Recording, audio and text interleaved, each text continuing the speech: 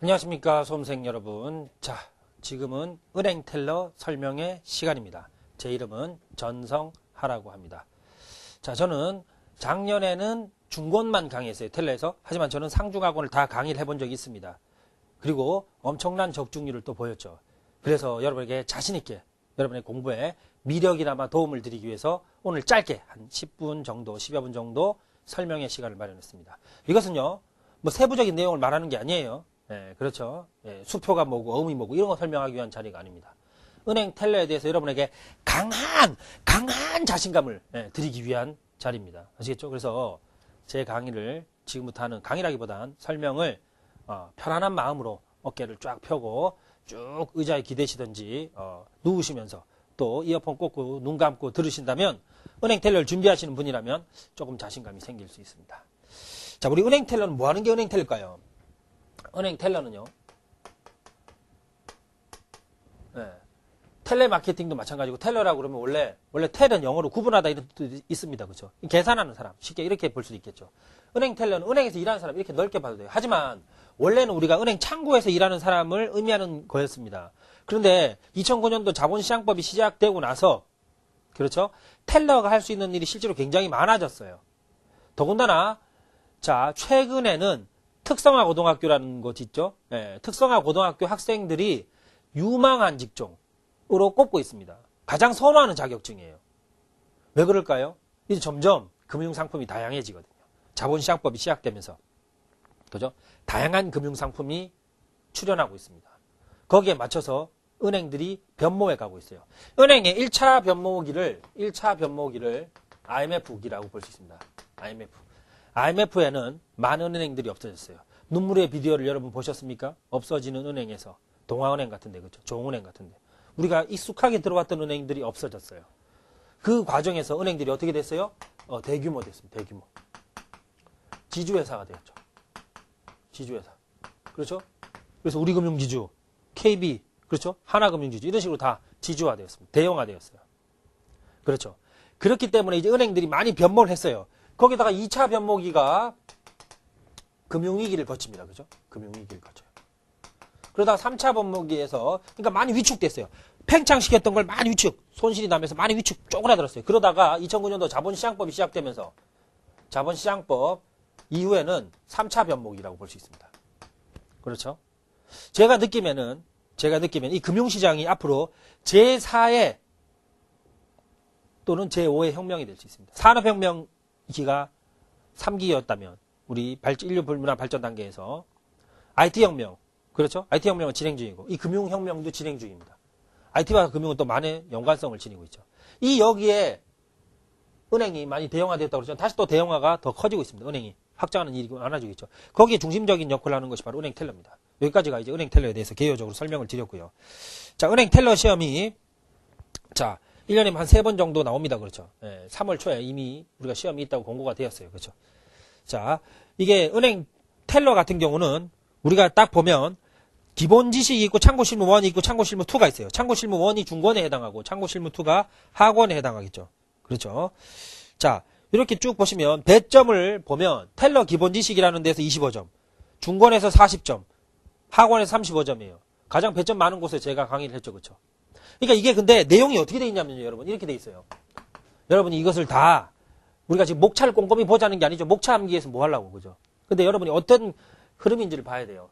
자, 기본 지식이라는 것이니까 이 기본 지식은 기본 개념이집니다. 개념이죠. 하는 일이 뭐 있고 일상적으로 자주 쓰는 용어가 뭐 있고 이런 거 알아야 되겠죠. 그렇죠? 그다음에 크게 본다면 두 번째가 실무예요. 실무 1과 2가 있죠. 이거 실무는 실제 담당하는 일이겠죠.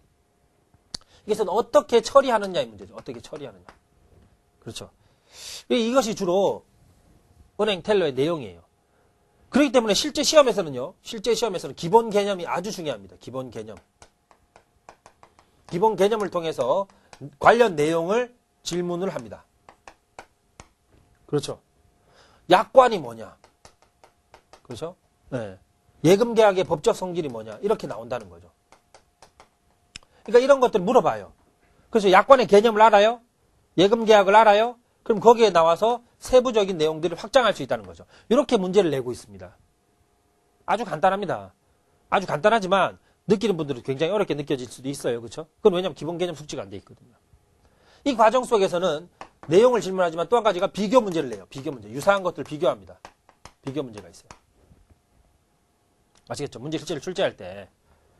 자, 그 다음에 두 번째 경향은 뭐가 있냐면요. 두 번째 경향은 자, 우리가 은행에서는 잘 되는 것들은 문제가 돼야 안 돼요. 안 돼요. 그죠? 잘 되는 문제 안 돼요.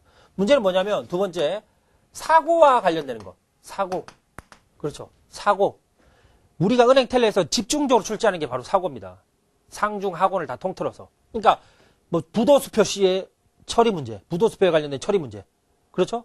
예. 그다음에 출금할 때 관련된 계산 문제, 일이 터졌을 때 어떻게 처리하는 문제. 이러한 사고와 관련된 문제는 특 A급입니다. 이것은 법적 문제일 수도 있고요. 그죠? 기타 문제일 수도 있습니다. 그래서 여러분들이 어떨 때 사고고, 이게 사고의 개념이죠. 그렇죠? 어떨 때가 사고로 분류할 수 있고, 그렇죠? 사고의 개념이라고 그럴까요? 그 다음에 그러한 사고가 발생했을 때 어떻게 처리하는지 아시겠죠? 이게 아주 중심입니다. 문제 한 반은 이런 문제예요. 아시겠죠? 그 다음에 세 번째는요. 뭐 앞에서 약간 중복될 수 있습니다만 법률 용어들은 굉장히 출제를 잘하고 있습니다. 법률 용어. 우리가 돈을 다루죠. 돈을 다루는 일이다 보니까 그렇죠? 문제가 생기고 했을 때 법적 처리를 해야 돼요. 결국. 여기 처리를 해야 되는데 이 처리 과정에서 법이 필요합니다. 그래서 이 법률 용어들은 굉장히 중요합니다. 아시겠습니까? 네. 그 다음에 마지막 네 번째. 우리 시험에서는 뭐 계산 문제 이런 건 없어요. 그런데 조심할 게 뭐냐면 상품을 중요하게 보셔야 됩니다. 은행에서 취급하는 상품이 있죠. 이 상품들의 특성을 잘 보셔야 돼요. 특성과 비교가 아주 중요합니다. 이렇게 한 네 가지 포인트가 여러분에게 있습니다. 아시겠죠? 상중 하권의 포인트는 이 핵심 네 가지라고 볼 수 있습니다. 그렇다면 어떻게 대비를 해야 되냐? 자, 우리 연수원 교재로 공부하시는 분들은 연수원 교재 공부하시는 분, 자, 연수원 기본서 교재로 공부하시는 분들과 강의를 활용하시는 방법이 있죠. 우리 강의 와우 패스, 와우 적중률 높은 우리 와우 패스의 강의로 공부하시는 분들이 있을 수 있습니다. 연수원 교재로 공부하시는 분들은요, 철저히 마지막 나오는 문제풀이를 꼭 봐두세요. 문제풀이. 문제가 시원스럽게 풀려야 돼요.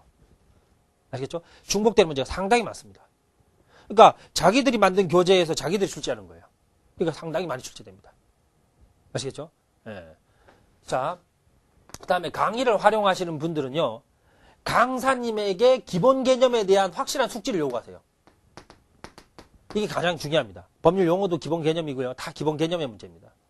그러니까 강의를 들으시는 분들이 우리 와우패스에서 강의하시는 강사님들이 다 최고거든요. 그러니까 저보다 훨씬 더 훌륭하신 분들이고 다 강의를 잘하십니다. 저를 포함해서. 그렇기 때문에 여러분들이 이 기본 개념을 강사님이 설명해 주는 게 이해 안 되면 계속 피드백을 요구하십시오. 질문하고 또 피드백 하시고. 그래서 기본 개념을 숙지하시고, 왜냐하면 대부분은 강사님이 문제풀이도 해주실 거고 정리를 해줄 겁니다. 혹여 문제풀이가 안 되는 분이 있으면 그분한테 문제를 혼자 푸시고 헷갈리고 틀리는 것들 질문하세요. 그렇죠. 그리고요, 이 두 가지의 공통적일 수가 있는데요.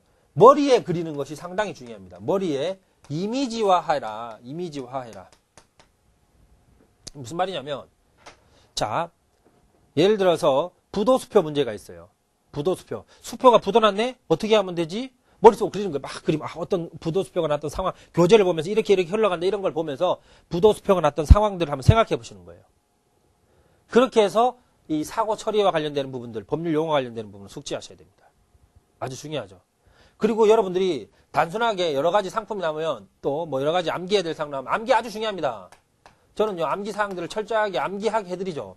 여러분, 암기 사항 정리라고 해서 암기 사항을 표로 만든 것은 누구나 할 수 있는 일이에요. 여러분, 강사님한테 여러분이 큰돈 내시고 강의를 들으시잖아요. 네. 이거 암기 어떻게 하면 좋습니까? 이렇게 암기 초식 같은 거 요구해 보실 수도 있습니다. 그렇죠? 네. 왜냐하면 내가 전국적으로 암기해서 시험에 봐야 되니까. 그리고 그래 책을 펴고 오픈북으로 시험 보는 게 아니니까. 그렇죠? 그렇게 대비하셔야 됩니다. 아시겠죠? 우리 와우패스 강사님들은 다 해주십니다. 그렇죠? 네. 그게 적중할 수 있어요. 이것이 막 100점을 맞아야 되는 시험이 아니라는 거예요. 그렇죠? 그러니까 일정한 점수만 커트라인만 통과하면 되는 시험이에요. 그죠? 60점만 넘으면 되잖아요. 그러니까 60점만 넘으면 되기 때문에 여러분들이요, 가장 유의할 게 뭐냐면 너무 많은 걸 얻으려고 그러면 60점이 안 될 수 있습니다. 무슨 말인지 아시겠죠? 내가 필수적인 것만 알고 시험장에 가야겠다 생각하시면 합격할 수 있어요. 아시겠죠? 우리 와우패스가 있고, 그렇죠? 또 제가 있고, 그렇죠? 또 여러분 스스로 안에 능력이 가장 중요하고 그것이 있기 때문에 여러분 스스로 안에 있는 능력, 신의 능력과 같은 능력이 있습니다. 그렇기 때문에 여러분이 그 능력을 믿으신다면 너무 많이 하려고 하지 마세요. 조금만 해도 합격할 수 있습니다. 왜냐하면 60점만 맞으면 되니까. 그렇게 하시면 되겠습니다. 어떠세요? 좀 감이 잡히십니까? 은행 텔러에 대해서? 막연하게 생각했던 분들은 이렇게 하면 되는 걸 하고 생각하신 분도 있을 거예요. 어렵지 않습니다. 그죠? 예. 우리 와우패스를 믿으세요. 괜히 이름이 와우패스겠어요? A패스 아니잖아요. 그죠? A패스 아니잖아. 와우패스잖아. 그죠? 우리 와우패스를 믿으시기 바랍니다. 반드시 여러분 합격할 수 있습니다. 그죠? 합격하지 않는다면 강사님한테 무엇이 문제인지 다시 한번 요구해 보시기 바랍니다. 아시겠죠? 또 강의를 못 들으시는 분은 철저히 교재에 있는 문제풀이에 집중하시기 바랍니다. 스스로 와우 패서가 될 수 있습니다. 여러분 스스로가 패스하는 사람, 와우 패서가 될 수 있어요. 아시겠죠? 네, 이렇게 해서 모든 설명에 마치겠습니다. 마지막 간곡하게 부탁드리는 말씀, 여러분 스스로를 믿으세요. 자, 이렇게 마치도록 하겠습니다. 고생하셨습니다. 감사합니다.